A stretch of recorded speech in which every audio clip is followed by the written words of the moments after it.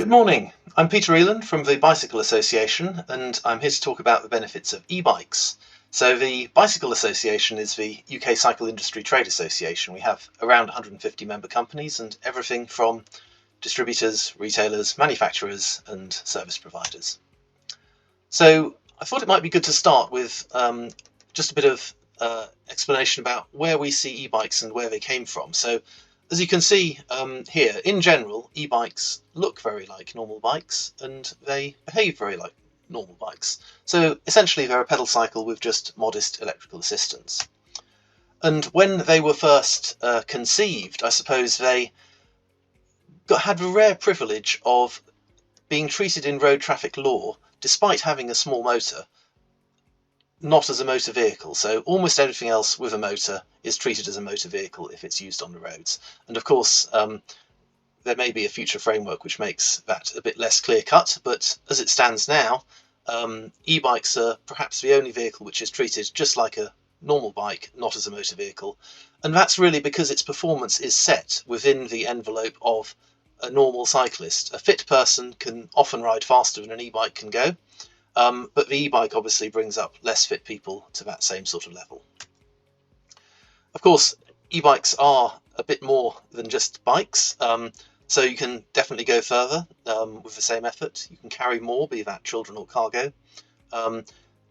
E-bikes build fitness, and this has been proven in a number of studies around the world, that because you tend to ride further on an e-bike because it's more enjoyable and easier, you actually get as much fitness benefit as you do on a conventional cycle. So any accusations of cheating and the like are completely misplaced.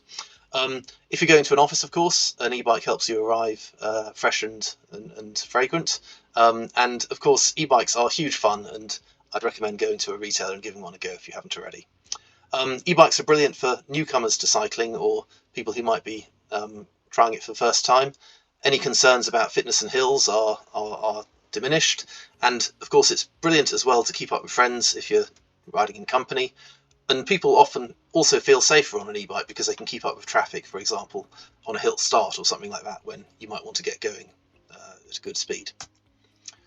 So because e-bikes come from that same bicycle background, it's fair to say, I think, that they are proven with cycling, with walking and wheeling as one of the solutions for clean mass transport. So there are many cities around the world with over 20% of all journeys being made by bike, quite often significantly higher. And of course that does bring population health benefits, especially in these days of obesity and more screen time than is good for us. So yeah, health benefits there. Also that long cultural history of cycling as transport means that the usage rules and also the product safety standards and so on are very well established. So the cycles have a known good safety record and a place in society which is recognised. Cycles are low cost. You can buy a used cycle and use it for extremely cheap everyday transport. They're very repairable. I have my own bike, is over 30 years old. I can, if I ever wear a part out, I can just get a consumable part replaced and repair it myself. Bikes are generally very recyclable, mostly made of metal. E-bikes have a bit more challenging, but they're very much recyclable as well. And finally, there are models for most users and riders. Cycles can be adapted for most disabled people. You can carry cargo, you can carry pets, you can carry passengers, and yeah, there's a huge variety to meet every age and usage. In numbers, very quickly, we have around 2.4 million bikes sold every year in the UK and around 160,000 e-bikes. The industry as a whole generates around £2 billion in sales, and if you look at health benefits, congestion reduction and so on, it adds up to around 7.5 billion contribution to the economy. E-bikes are still developing. There are technological advances really moving quite strongly. Principally, I would single out anti-lock braking systems, which are moving now from the high end into slightly more general use. And there's also work on powertrain integration, so bringing together the brakes, the gears and the electrical drive into one integrated, often sealed unit. There's also considerable work about making them smart and connected, so either an always-on internet connection, or perhaps even communicating with other vehicles or road infrastructure in what's vehicle-to-X or vehicle-to-vehicle connectivity. This connectivity can also be used for very clever anti-theft and perhaps even incident reporting. If you crash, it'll ask for help. There's always work going on to make batteries lighter and higher capacity to just boost range, but really I think unless you're on a e-bike touring all day, the range of current models is more than sufficient for any kind of commuting or utility use. There is also business innovation in the sector.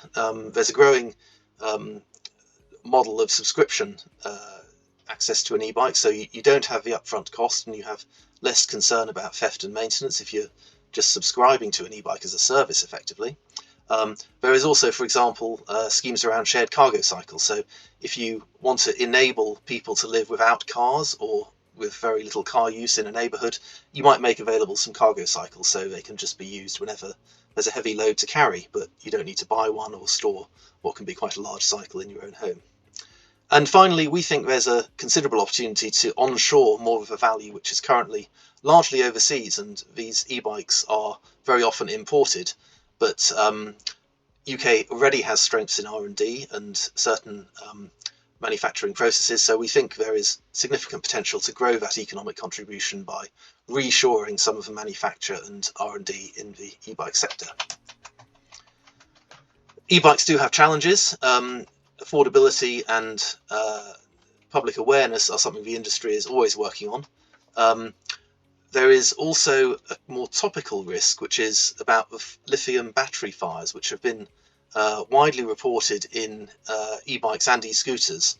And the result is that there have been reports of premises deciding to ban access for these vehicles and potentially future micromobility vehicles with lithium batteries because of a fire risk.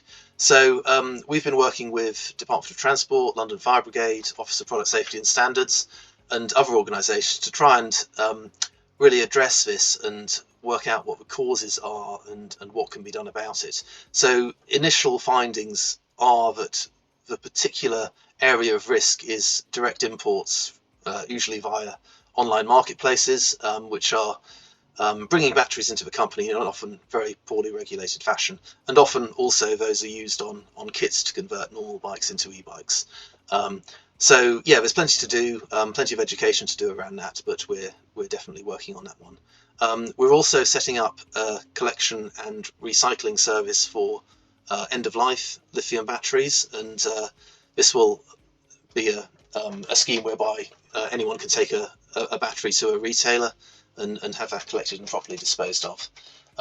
There are challenges, as with most technologies, about illegal bikes which don't comply with regulations, also legal bikes being de-restricted, and just general antisocial use of the technology, which is always hard to avoid. And finally, of course, there is a certain reputational risk about being a culture wars target, and cycling has perhaps strayed into that territory, unfortunately. So apologies for taking so long to get to micromobility, which is the topic of this discussion.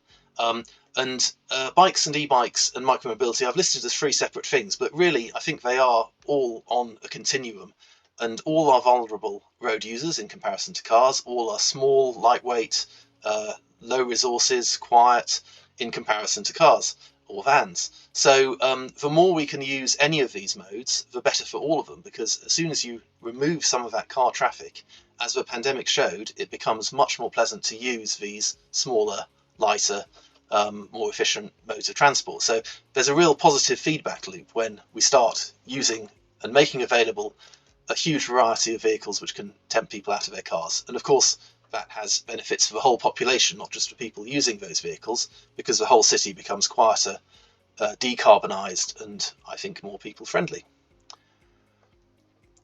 So that's where we want to get to. There are some risks, and one is that we do know it's very hard to get people out of their cars for all sorts of understandable reasons. So if new forms of micromobility do, rather than substitute mostly car journeys, substitute cycling or walking journeys, those benefits aren't really going to materialize. And I suppose the other risk we see is that if new categories of micromobility are introduced, which are essentially throttle controlled rather than requiring pedaling and having that bicycle character that the e-bike does, it may actually, if these vehicles are whizzing past too fast in shared spaces, it may make unassisted cycling and even walking and wheeling feel less attractive, certainly in busy city centres. So that could result in a bit of a negative feedback loop if those established modes of active travel are made to feel less safe. But we think that's a very manageable risk to address, and I think we'd very much commend a sort of whole streetscape approach. So looking at the whole street, all the vehicles within it, where they fit together, and I think one of the subsequent sessions in this series will talk about how the Netherlands have approached this, looking at the different vehicles and where they fit into that whole streetscape. So that's the sort of approach I think we'd really much commend.